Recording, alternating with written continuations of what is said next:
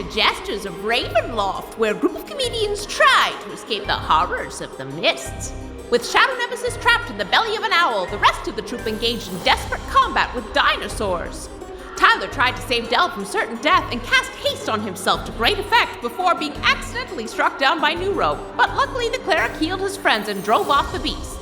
New Rogue then went off to bring back the fleeing Dr. Deputy Extreme, and Dell helped Tyler finally remove his earring before revealing her greatest concern, what to do about Adam. Will Wet Change find a way to avoid condemning Adam alongside Shadow Nemesis and save their friend from the supervillain in his mind? I doubt it.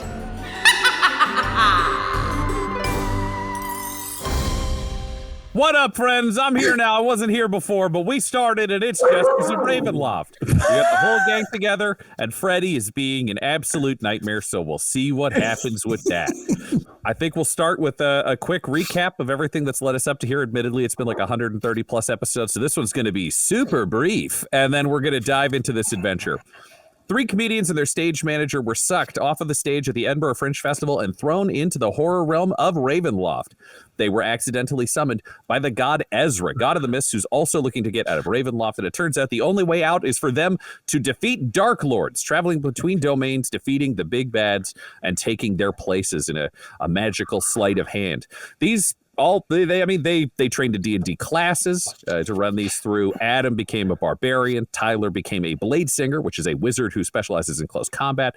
Dell is a visual bard, and Guy Bradford has become a cleric. They've also changed who they are and gained spooky abilities, gifts, and curses. Adam has had a mental breakdown to become Shadow Nemesis, a Saturday morning cartoon villain who has slowly been turning on the party and going completely insane.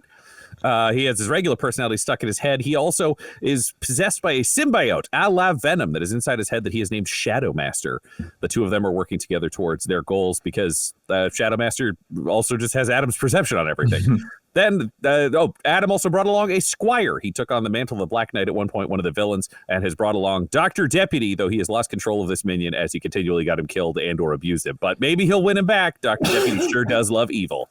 Tyler, he, as we said, became a blade singer. He now has green skin. He's got horns, which is why he's wearing those. Those were a lovely gift from chat this year. He also has a pinky that he can remove and reattach. So he's got some cool abilities there. He's also the only one who can speak to Ezra directly inside his mind through those horns, so he can do that. Then there is Dell, who now has the ability to speak to ghosts. She is also wielding the reality blade that lets her carve into the very fabric of reality around her, bringing her magic to life. She always has windswept hair and those reflective kind of spooky eyes that dogs and cats have when you catch them on camera at night. I will say Tyler has his familiar Ivan, who he has been increasingly trying to understand if Ivan has agency, and Dell has befriended Foreskin, a horse named by Chad in the 3rd episode that none of us knew would still be here 100-plus episodes later, or maybe I would have named it myself. But Foreskin, a skeletal horse with a heart of fire who's journeying trying to find the rest of their herd and is Dell's closest friend.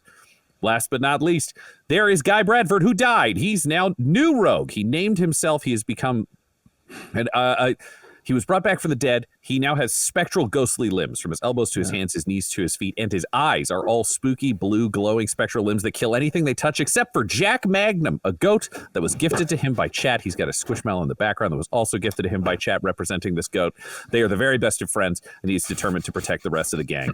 In the first domain, Shadow Nemesis defeated the Dark Lord and became the Dark Lord, discovering that instead of just giving him limitless power, it turned it into his own personal hell, so he was forced to travel beyond that realm, at which point in the second realm, New Rogue became the Dark Lord at the very last second. Shadow Nemesis tried to beat him to the punch and become a double Dark Lord, but it didn't work out. So New Rogue became his own personal hell journey. And then they ended up in this third realm, where so far they have been experiencing a Groundhog Day style day. Only on the 4th morning, they found themselves an hour further into the day.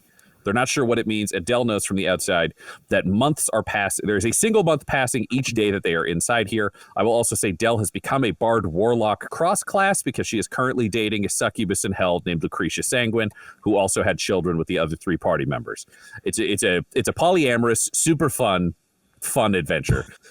She's in Dell's blood. Our heroes are making their way forwards. They know that there is a massive battle occurring during this day. This is the final showdown between the Grave Walker and Prince Auric Bright Eyes, but they have not been to the battle. They have gone to some other locations, though. They've claimed a sun blade, which it's a sword made of the sun. Then Shadow Nemesis has claimed the talisman of ultimate evil.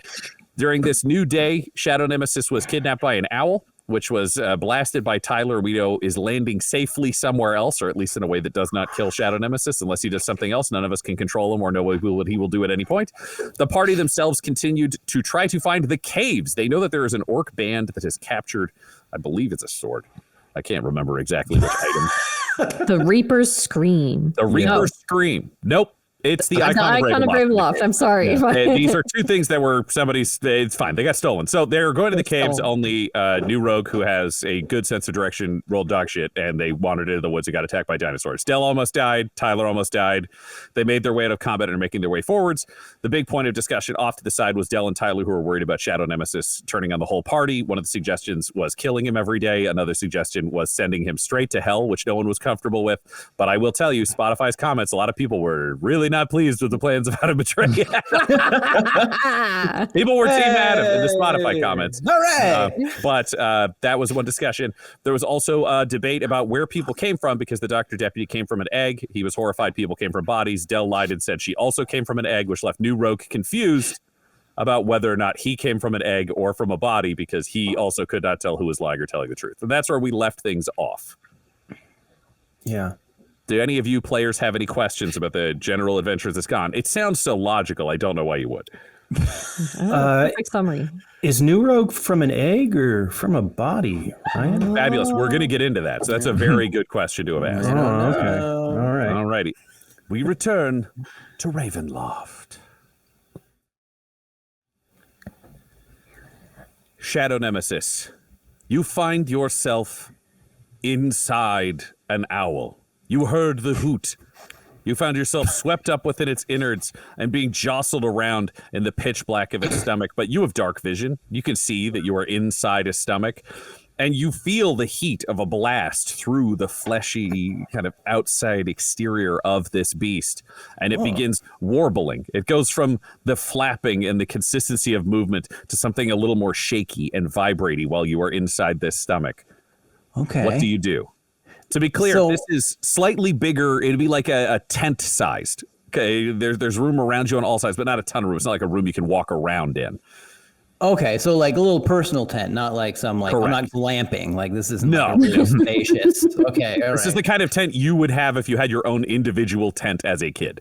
Okay, all right. And so between being gobbled up by an owl and this blast, how much time has passed? That's about 5 seconds. Oh wow. Okay, so it's like gulp, boom, and I'm like, "Ah!" Yeah, and now you're just shaking. Yeah, as you are inside this thing. Okay, and I have dark vision. I'm looking around. I'm in a stomach. Am I being like digested? Is there like stomach acid?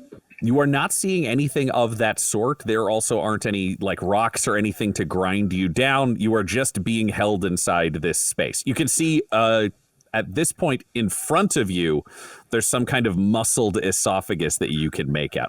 And I'm so sorry. An inner sphincter, if you will, that has been closed to keep you where you are.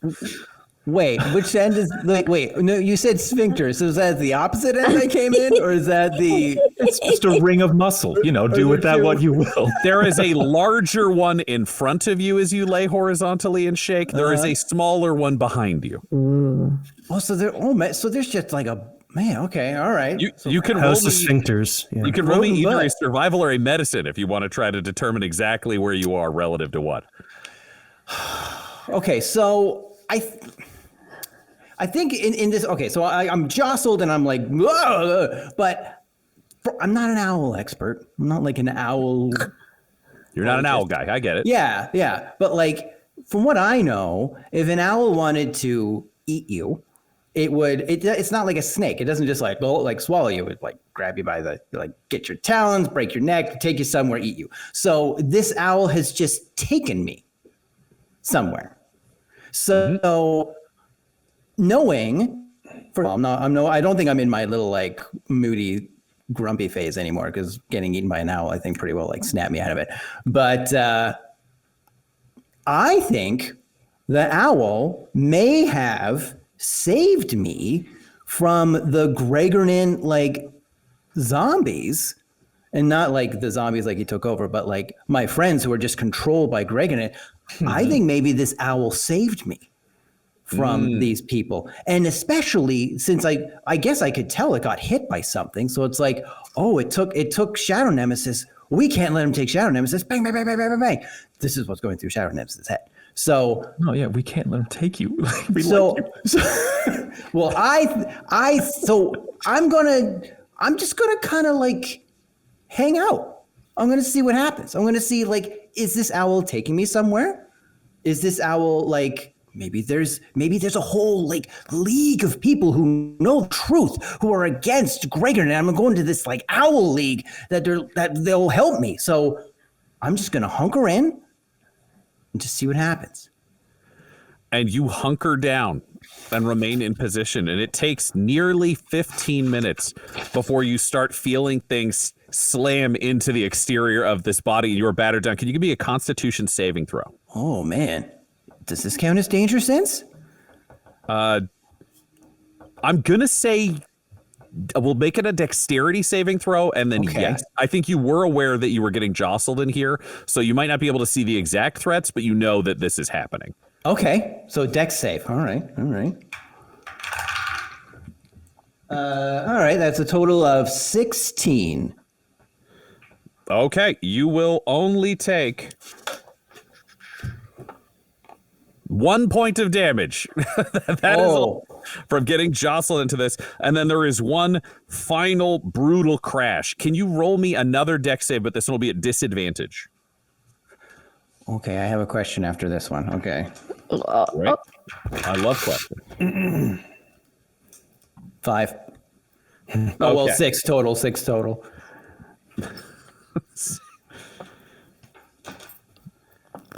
You take 10 more points of damage and are awash in blood and viscera as you collide violently with the ground. So, okay. The structure around you has collapsed onto you now. You are just covered in meat and gore. Okay, because I know I need to roll a save because I got damage. I need to roll something to see if I go insane. That is correct. I think Roll me that saving throw. Yeah, I got to. It's a DC 15, or I go nuts. Correct. Okay. Which I guess since I took damage twice, I'm turning into time here. Jeez, I should roll. DC 15 wisdom saving throw. We'll combine this into one because it was taking injuries as it was battered into the ending of the smash. So give me one wisdom saving throw. Oh boy. All right. 3. You fail. Yep. You find yourself lashing out around you as the thorns punch through your body, and you begin to see a giant Gregornant man holding you down as you lash out with the axe brutally. You end up inside this deep, dense, swampy jungle. Around you, seeing trees, seeing the morass of the ground, the bushes, this giant kind of Jurassic Park jungle-esque feel. Your axe in your hand, and you see a few tiny Gregornants as you begin trying to chase them around you until they all scatter into the distance, and there are no Gregornants left. Oh. The curse recedes as the Gregornants disappear, and you look back and see a tremendously dead owl. Oh, man. Well, no, that kind of makes Shadow Nemesis sad because he was like, this was the owl that was trying to save me. So I think I'll kind of just put my hand on the owl's head and just be like, thank you, owl friend. You have done all that you can to save the savior of this realm, Shadow Nemesis. Your death was not in vain. Can you roll me a perception with advantage? Oh, okay. Perception is 0. I read beforehand. There we go. With advantage. Yeah. 4. With advantage. I rolled a 4 and a 2. This sure was a heroic owl who didn't have anything. Oh, man. He misses the machine guns lining its stomach. Yes. Too bad you didn't have anything. I'm going to maybe I'll take like a couple feathers just to like remind me of the owl. Fabulous. Take as many feathers as you want. There are a lot. All right, I'll take. I feel like I should roll something. What should I roll to see how many feathers I get? All right. What kind of feathers are you looking for? Do you want perfect Oh. quality? Do you like something that's been snapped off in the middle? Are you looking for the bloodiest feathers? What is your feather vibe? Oh, like the best feathers, like the biggest, bestest feathers. Great. I love that. Can you roll me a sleight of hand? Okay. Oh, Some of them are still attached to the owl, so it's can you collect them in the pristine condition that you desire? that's a total of 15 for sleight of hand. 15. Amazing. Roll me 2d6. Okay. Oh, whoa, you fell on the floor. Hold on. Well, that's a 1. And I got 5 total. You have 5 pristine giant owl feathers.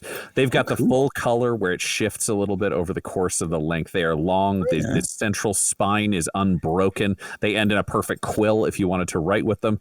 Anything you could do with a giant feather, you can do with these 5 feathers. Okay, 5 feathers. All right, I'm gonna get 2 feathers. And what do I got in my bag? I want to make like a little like costume adjustment. Let's see. I'm going to use some moldering cloth that I have in my bag of holding, and I want to get 2 feathers each, and I kind of want to tie them around my shoulders to create these like almost like owl shoulder pads that are coming out. These 2 like feathers, and then for the 5th one, I'll put it in my helmet. I'll make it like a little feather in my cap. So I have my Optimus Prime thing and my my Death Dealer. Oh no, you know what? I see the feather. I'm like, no, I need a better helmet than this. And I'll kind of turn it into like a Three Musketeers kind of helmet. So it's like a nice, I don't know what their hats are called, like a Three Musketeer hat. And I'll put like a feather in it, and then I'll brandish my RoboCop spike, and I'll just be like, ha! Now I'm ready for anything. And I want to climb the highest tree, and I want to see if I can figure out where the owl was going. Fabulous. You climb the highest tree. Can you roll me an investigation? Okay. -1. Okay. All right. All right. I will give you advantage because you can see Corntown very far in the distance, and that might help you math out where you are relative to that. Okay, great. Let's see if I can get better than an 8. 9. Oh no, I rolled a 9, which is an 8. There you go. Yeah, 8. It seems like the owl was going somewhere, but looking around, you can see where you are because you can see that naturally by going to the tallest tree in this kind of swampy area. As you look out, you can see Corntown far in the distance in front of you.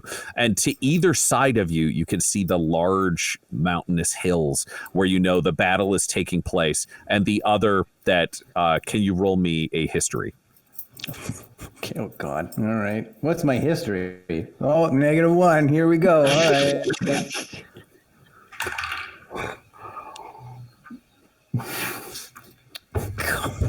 I'm going to burn these dice. I rolled a 2, so that's a 1. A dirty 1? Is that it? Yeah. That's the rarest kind of one. Is that a dirty one? It's a very bad failure, but will not count as a critical failure. It is just embarrassing. You look up at that hill and can't figure out whether or not it's a hill or a mountain. And that's all you can remember. You're just confused about that. You know you're in this swamp. Right. No doubt Gregornant Man's doing. Keeps changing it from a mountain to a plane, if I remember correctly. Like, not a flying plane, but a flat ground plane. And, a big hill. Yes, I agree. Yeah. I think we should go towards the magic mountain hill. If he's changing it like this, then there must be something good there. Yes, that makes as much sense to me as it does to you. Indeed. Hey, I want to ask you something. You know my symbiote hand, right? Yes, our symbiote hand. Right. Look, I'm going to ask a big favor of you. Can you turn this into, search my memory. You know You know, in Breath of the Wild, when you can get a glider and you can glide from high places. Of course, because I know what you know. Yeah. So We feel the same way about Breath of the Wild. yeah. So I think we should turn my hand into a Breath of the Wild glider. I love that idea, but it's just a hand, dude. Like, I can't do it. Could we build one perhaps out of sticks and leaf? Like an owl we killed. Or Gregor killed, I guess. See, if I had more feathers, I could have maybe made something, but the cool. Yes, well, we're clumsy broken, and we blown only up. picked up 5 good ones. Yeah. All right, well, I'm gonna head down, and then I turn my hand into that little suction cup spinning wheel that I was allowed to do before, and I go like, I kind of suction cup my way down. Yep. You do that.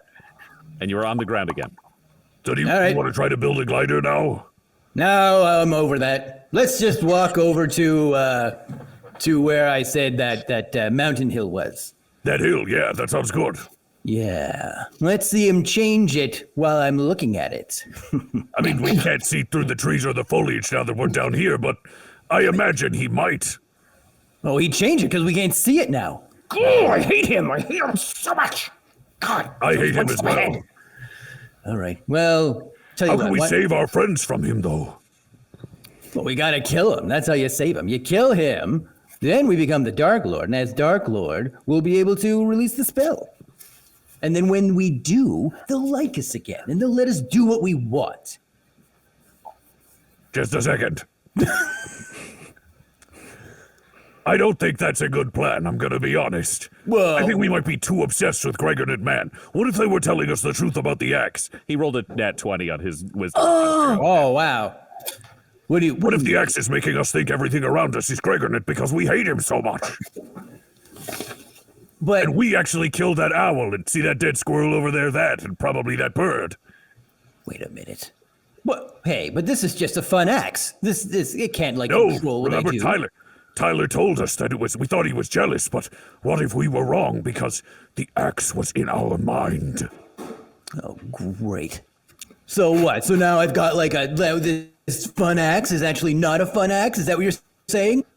What if it's a trap from Gregor and Man? Oh my God. Why is he always one step ahead? Why is he always one step ahead of me?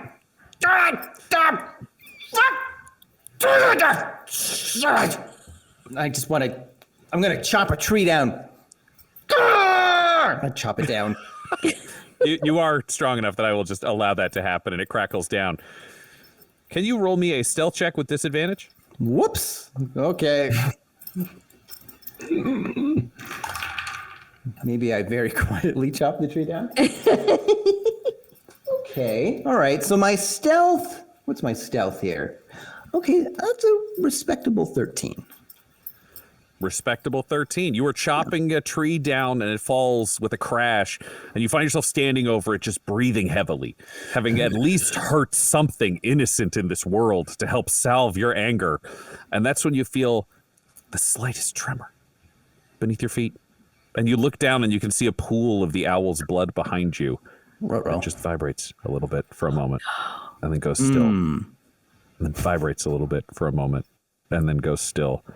And it starts to do this slightly more regularly, slightly more rhythmically. You begin to feel this pounding under your steps.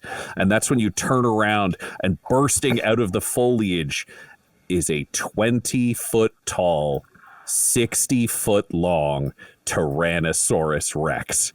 And it looks down at you, opening its mouth full of long sword-length teeth, and roars. We'll take a quick commercial break right there. Yay! Normally, I would have you roll initiative, but clearly, Shadow Nemesis, this T-Rex is roaring before it attacks, meaning you have a chance to respond to this threat display. What do you do? Oh, well, I was mulling things over on the break, and I want to run away, but I need to distract it first. So, what I think I will do is pull out my scroll of what's it called? Prestidigitation. And Okay. and thank you, Tyler, for sending me what this does. You're welcome. One of the things it says it does is a harmless sensory effect, such as a shower of sparks, a puff of wind, faint musical notes, or an odd odor. So my thinking is I want to use the scroll and just send a bunch of sparks in front of its face so that it can't see me. So then I'll be like, whoop, whoop, whoop, and just run away. Okay, so you want to read the scroll and then run away. Well, I guess if we're okay, I'm going to hide behind a tree. I'm going to read the scroll and then have the sparks happen and then run away. Fabulous. So you read the scroll, the sparks are happening in front of this T-Rex. As you take it in, you can see it's even larger than the T-Rexes you would expect from our world. It's larger than the ones you would have seen in Jurassic Park or other films. It has black and white stripes running down its spine and a massive scar over one eye.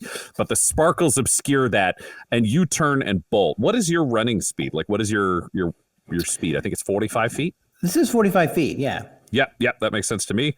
So you get 45 feet away before it is the creature's turn. It is,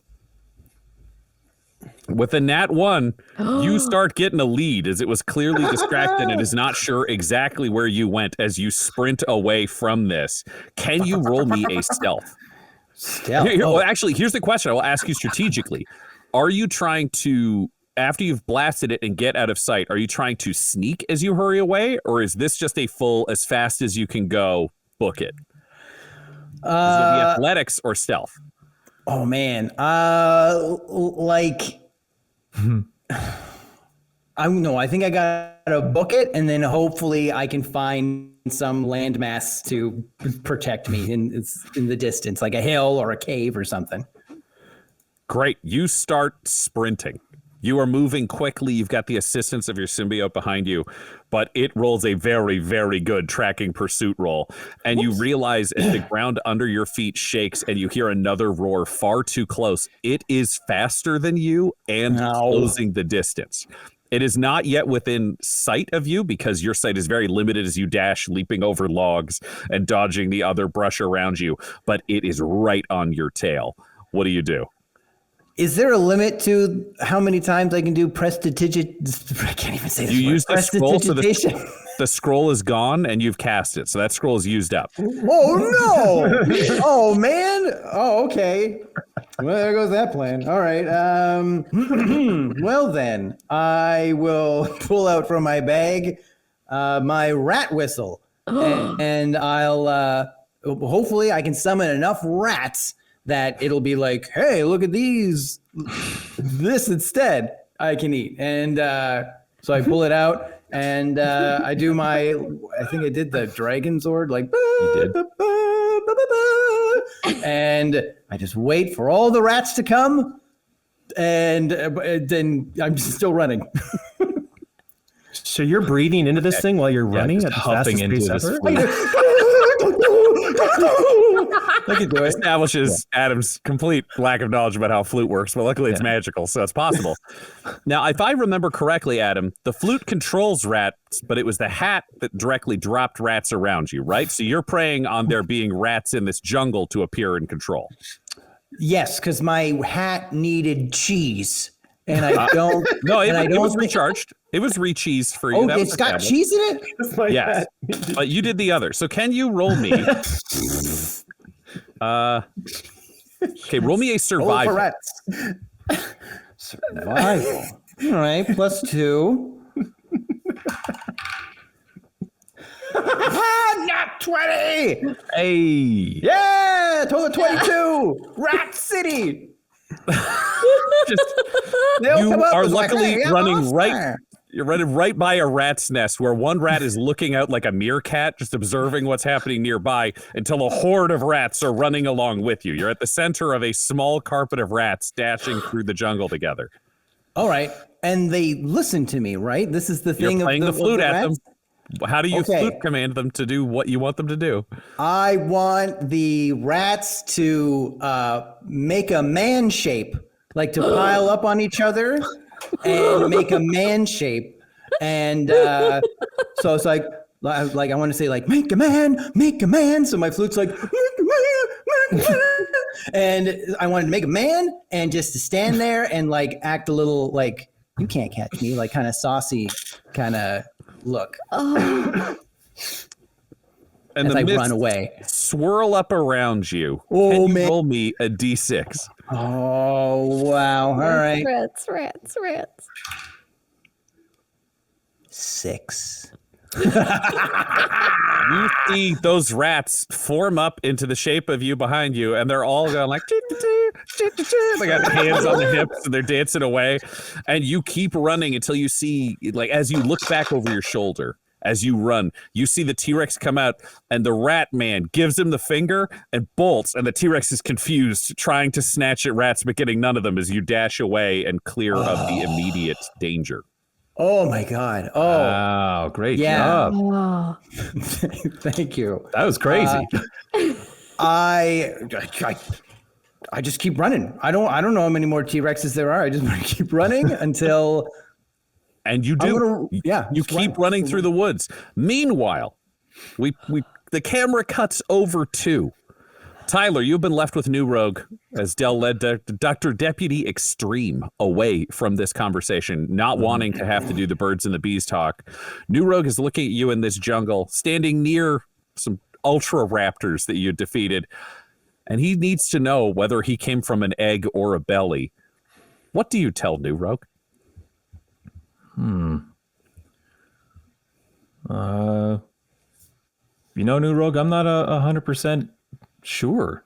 I know where Guy Bradford came from, but you're like more than Guy Bradford, right? You're different from Guy Bradford.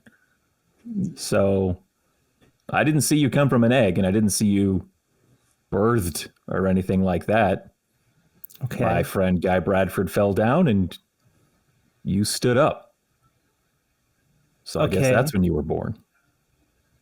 You talked about being 4 months old. That's when you were born.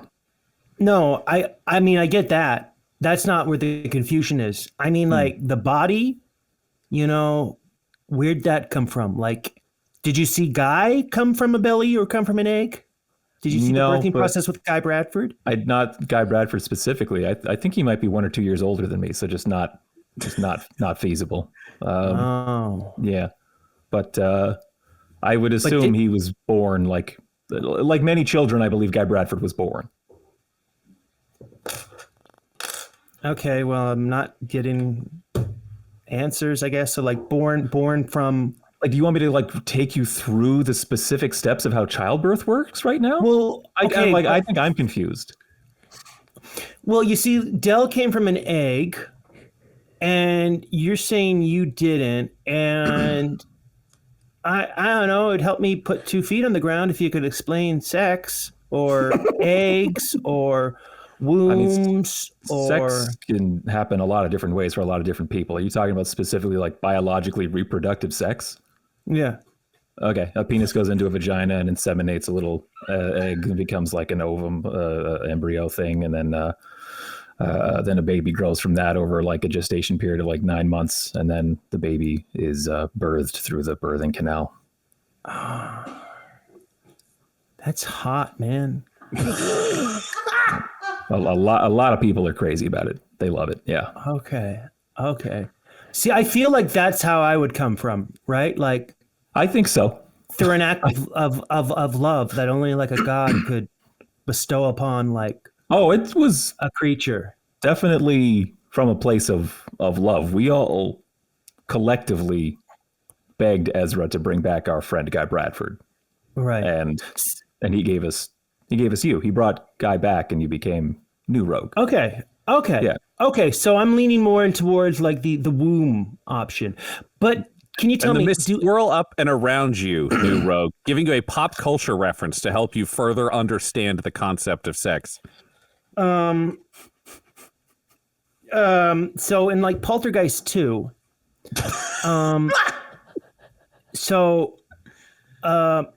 what's his name? Nelson. Oh God, he was also in that show Coach. I'm getting into two for here. Yeah. Okay, I'll just browse out a second. Craig T. Nelson. That's it. So he like in Poltergeist 2. Yeah. He like swallows this thing in like his tequila. It's like a worm, and then the worm comes out of his mouth. Yeah. And it looks like this old cult leader named Cain. Yeah. That was cool. And the mists swirl up and give you another pop culture reference to help you walk that towards childbirth more explicitly. Okay, so like Watto, not Watto. It's what's his name from? It's that baby that's on that man on Mars. Oh yeah, I don't know. You know, I know Watto. the name, but I don't know. Watto, yeah. Okay. So that's like a baby that tries to like burst out of your chest. I guess. I feel like you could have referenced Alien more easily, but we're on Mars. And the mists Well, swirl up and give you Yeah. a pop culture reference to help you get even closer to where you were from Watto. Okay, so like in Alien, Yeah. there's this scene where a face hugger latches onto the face of a dude and then it bursts a child through its chest. Yeah. Okay. There was no like real sex in that, right? Like that was just a transfer. That was okay, but there was no love in that. No. It was not consensual generally. Okay. No. So then if And Dell the mists swirl up and give you a pop culture reference that is loving and consensual. Complete this full circle. Yeah. Okay. So Robin Hood from like 92. Kevin One with Costner? Kevin Costner. Yeah. Yeah, where oh, he has yeah. a great British accent. And Perfect. 10 out of 10. he like made Marion, you know, Yep. the woman that looks like Andy McDowell, but it's not. But it's not. Yeah. They have a tender embrace. They do. But yeah, you never don't have see a sex in kid that come movie, from though. that. They don't? No, and they don't have a kid either. But it's implied, right? That they probably did have sex. I don't think so. I think they just kiss at the wedding. That's it. I'm a pretty big fan of that movie, unabashedly. No, I don't think they have sex in it. I think you see Kevin Costner's like white naked butt as he walks out of a pond and through a waterfall. Okay, so well, I guess there's two distinctions between love and sex, and I guess I'm having trouble with this. And it leads me to a question of Dell says she came from an egg. Yeah. Now we're talking about all this lovey-dovey stuff where creatures, you know, ordained by God, like myself and Sure. yourself. You know, Yeah. we were created for an act of love. But Okay. what about egg people like Dell or DDX? Well, eggs are thought of being like quite fragile, and so I think it takes a great deal of care and love to make sure that whatever is growing inside of an egg is protected and cared for and nurtured long enough until it's strong enough to break out of its shell and join us in the world. So I think love is still present there, New Rogue. Okay. Also, Dell was just lying too. She was lying? Yes, she was fully lying. She is a human being, warm-blooded. She did not come from an egg. Oh golly, she is bad. That she got me. She's smart because she's not here having this conversation, and we are. Okay, so it's only DDX then. That's weird. He's not a human as far as I can tell. Okay. And he seems to have a pretty confident grasp of where he came from. And he talks about creche of eggs. Yeah. Yeah, creche. I don't know what a creche is. I think it's a bunch of eggs. I think it's Ew. I think it's a bunch. Yeah. Okay. Well, I feel confident in who I am. Guy Bradford was born in an act of love between two individuals like a Kevin Costner and a not Andy McDowell. Right. And I'm just inhabiting that vessel right now. And that's okay. Yep. Okay. Yeah. Thank you, Tyler. You're like, I don't know, man. You're like a cool dad. Thank you. Why? Thank you. Am I like that? I don't know. Like, I don't have many father figures, I guess, outside of like, well, Ezra, I mean, yes, has some masculine traits, but I also feel like encompasses all genders, all everything, you know? Okay. And I mean, that's incredibly attractive to me. Okay. But you showcase just like these really nice, sensitive traits. And you're very masculine with that beard and those two throbbing horns. And I think about like just all these monsters we've met in these lands and, you know, a lot of bad energy from these dudes. And you're not any of that. And you're patient. You just explained love. I'm hearing these things and taking this in and thinking about how I talked about banishing my friend Adam's soul to hell because we're too fed up with dealing with him. It's like, oh yeah, patient and loving. Oh God. And for the first time, Tyler, you find yourself craving the confidence of that earring. I Take know. a quick commercial break right there.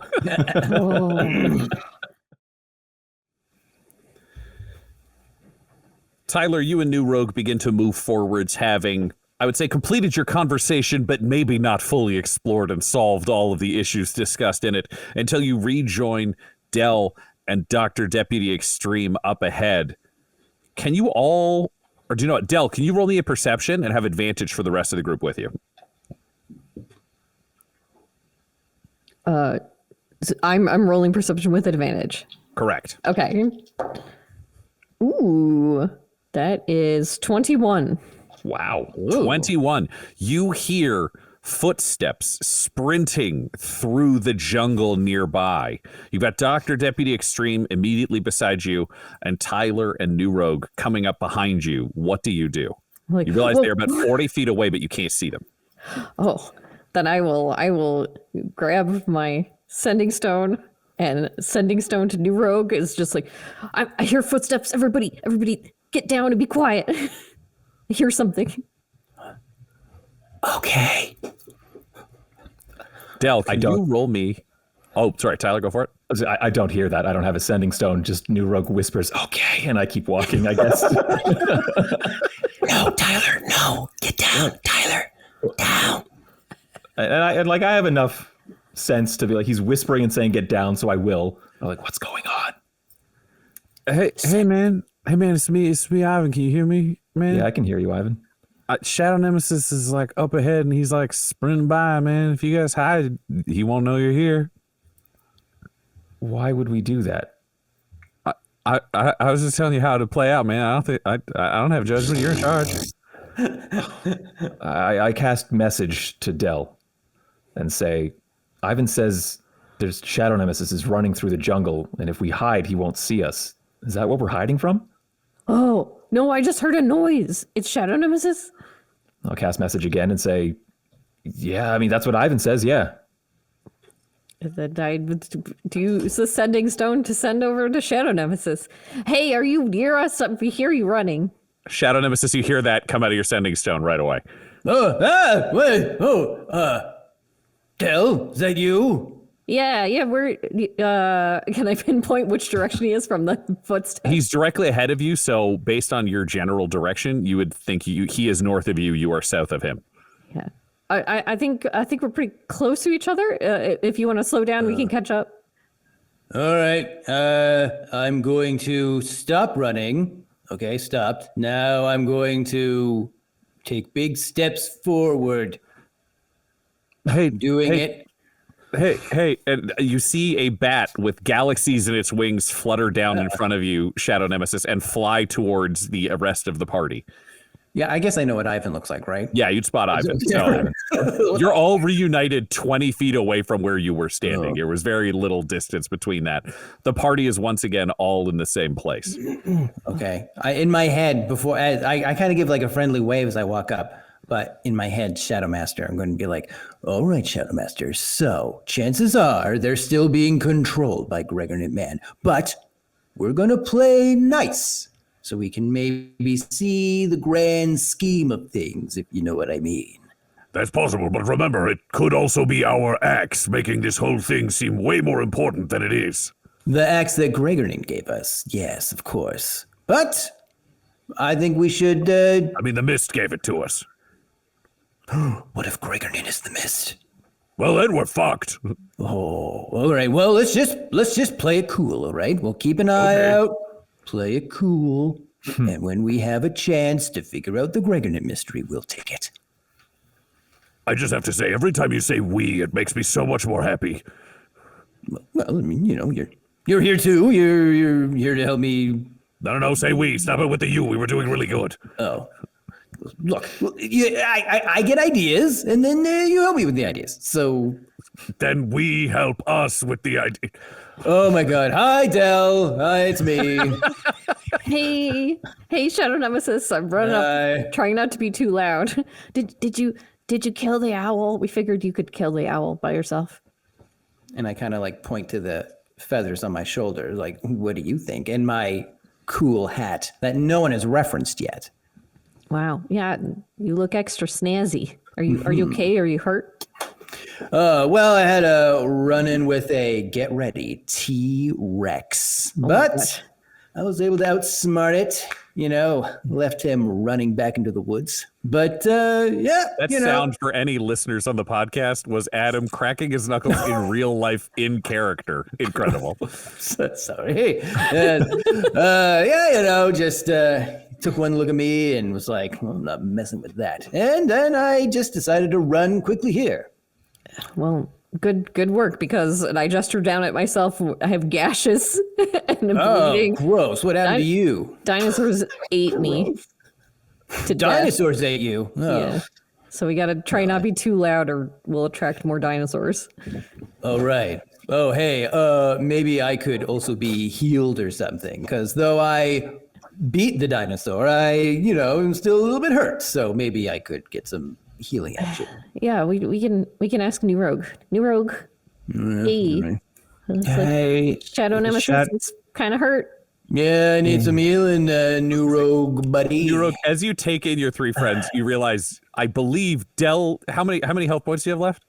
I have 20 out of 29. You have 20 out of 29 currently. Tyler, where are you at? I'm at 18 out of 26. 18 out of 26. And Shadow Nemesis, where are you at right now? I'm 38 out of 57. Well, I'm not looking good. He's not looking good, but all your friends seem equally injured to you when you look at them relative to their total health. Yeah, I need to be healed. Yeah. Okay. So here's the deal. I could do a mass healing word, but I feel that would expend basically all of my major spells, like the energy required to cast those spells. And I feel like so early in the day, I should probably be reserving that energy. But I could potentially, help some of the most in need right now, and pocket some Tylenol into the tongues and mouths of the other injureds. Does that sound like a plan? Why don't we maybe take a rest somewhere safe then? If we all need to heal up, maybe we rest up somewhere safe and then we carry on to the caves. We should be close, right, New Rogue? I mean, oh yeah. And it's just that way. Yeah, you said the cave. Hold on, you gestured over there. That's not the way we were going. Oh, sorry. All the egg talk. Yeah, it's that way. That's also not the way we were going. Wait, sorry. What caves are we talking about here? The ones where there were the orc thieves, the stone breakers. Now, do I have a memory of where they are? Yeah, can you roll me? I will accept a history with advantage from Shadow Nemesis, a history from Del, and no, Tyler, I don't think you have a lot of exposure to this. No. Yeah, because I was supposed to go there one time, so I remember Correct. that. I'm like, you have advantage because you'd been planning to go if you can, because you can't remember it, but I might be able to help you remember it. Oh my god. Del? I rolled a 22 history check. Wow. With advantage, I'm 15. I will say for both of you, you realize where you're standing, that inside these woods is the home of Ragnarok and the Beast Woods. The caves were at the top of the nearby hill or mountain. So you have been going completely the wrong direction to get to the caves, but you're probably near Ragnarok. Oh. Should What's up? you tell him, Del, or should I tell him? Well, be my Tell us guest, what. Shadow Nemesis. Yeah. Remember on day one here when I was supposed to go to the caves? But, I got sidetracked. So, yeah, we're nowhere near that. I'm pretty sure we're near that Ragnarok thing that we kept getting told about. Yeah. So, I mean, we want to tackle that. Right? We're closer to that. Oh God, Right, I I'm guess. sorry. Oh no, I mean we're somewhere at least. Yeah. At least I'm we're sorry, going then towards the goal.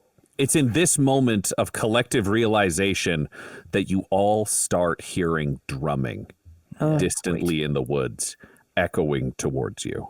What time is That's it? where we'll end this episode.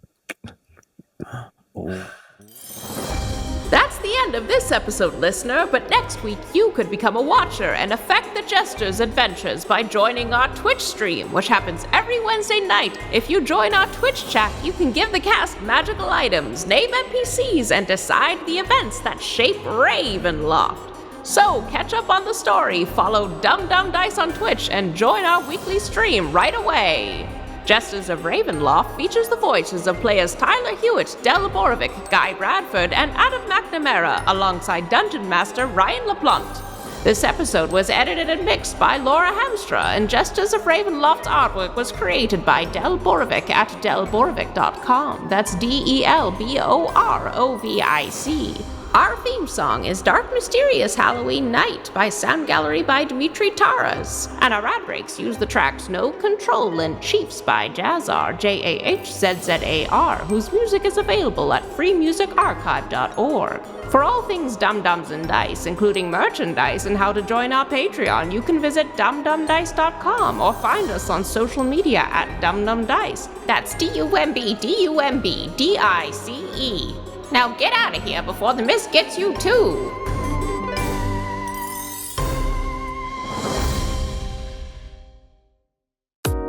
Dum-Dums and Dice has to give a special thank you to the supreme beings of our Patreon at this time: Christopher Little, George Dolby, Gavin and Abby McDonald, Logan, Fire Unfriendly, Grandma Likes D&D, Alan, Stabby Stranger, Glitch Trick, Flynn1138, Alarain Okapi, Schrodinger's Pepper, Madre de Gatos, Lady Maiden, Mithrian, Garbo Ape, Sam Schaefer, Waffle Marine, Dagger Rain, Rob L, Dia De Los Hoodless, Squishy Werewolf, Remy Funky Head, Accent Therapeutic Services in Florence, Kentucky, Lael, Shulzari, The Long Family, Jordan Oliver, Richard Wright, Brittany Fenwick, Alex Parr, Dragonfly, The Body Barrelers, Megan Werner, A Man Out of Time, Curtis at FingerTechRobotics.com, Panda24NN,